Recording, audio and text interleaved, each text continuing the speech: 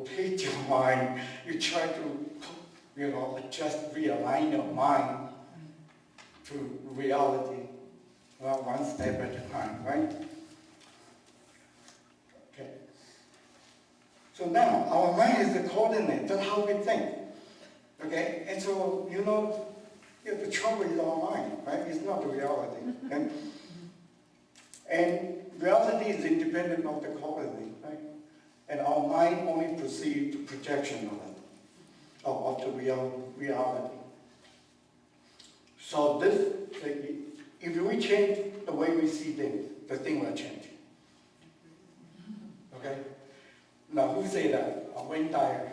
I listened to it, oh my goodness.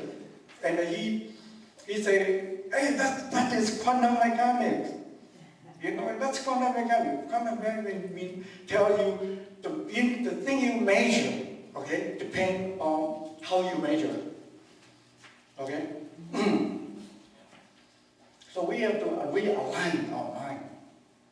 Now, everything I tell you here is just based on chapter 1, okay? So I have a picture, a long time ago I got this picture. It is the very mind itself that leads the mind astray. Of the mind, don't be mindless. And actually, I took this, I had this one many years ago, but I forgot where I took it. I think it's probably in Tibetan book of Living and Death or something like that, because at that time I was reading that book. Okay, so everything is in our mind. So, now, the equation I gave you, only after I find this, the equation I gave you is actually this. Okay? Only after I was afraid of publishing my equation, right? Because people may think that's crazy. But if you, hey, that's how they saw it. I think this one was invented, I don't know, 1,000 years ago, right? And they already see that, right? And this is the conventional way. But this is the way, the right way. Okay, now in physics, there's something called holographic principle. Okay, you take a picture of an object, okay, and they're taken with laser, right?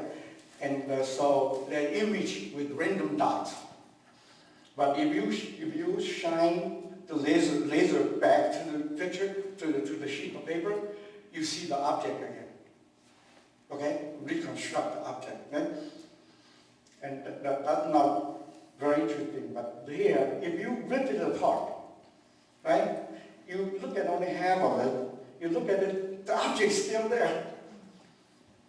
Okay, so no matter how you rip it off, every small piece, you can look at it. Oh, the object is there. Of course, it's fuzzy, okay? It's not as clear as the original one, but the three-dimensional object is in every piece, okay? And you can extrapolate from that, right? Yeah. Although we split everybody up, right? But in everybody, you see the whole world. Now, that's just for fun. So first of all is that, how do we know the theory is right? Right? Now, Einstein didn't have to prove his theory was right. People think it's right because the measurement was okay. Someone measured it and say, hey, the deviation is 5 seconds, okay? And so he's correct. But anyway, we'll never know the truth. Okay? But the theory, now the theory, the theory I was talking about, we have to check with the words of Lao-tzu, the 5,000 words or 81 chapters. I go through it chapter by chapter, verse by verse, make sure they all fit into the theory, right? So that's the only thing you have. So essentially you can say Lao-tzu did all the measurement, all the observation, and he wrote it down in that book, right? And if you want to come up with a theory, you better make sure fit with the experiment. So now something wrong could be right. Now, could be right for thousands of years. The example, I think the Earth was flat for how many years? For millions of years, I think. Until somebody said that's not right? And so, so now, for the theory, what are we going to see in our mind? Okay, that's if I take the equation, right? In quantum mechanics, okay, it's called probability amplitude. Okay, and if you ask if physicists say what that means, they say, I think the honest one will tell you, no, I don't know what that means, but that's the way it works.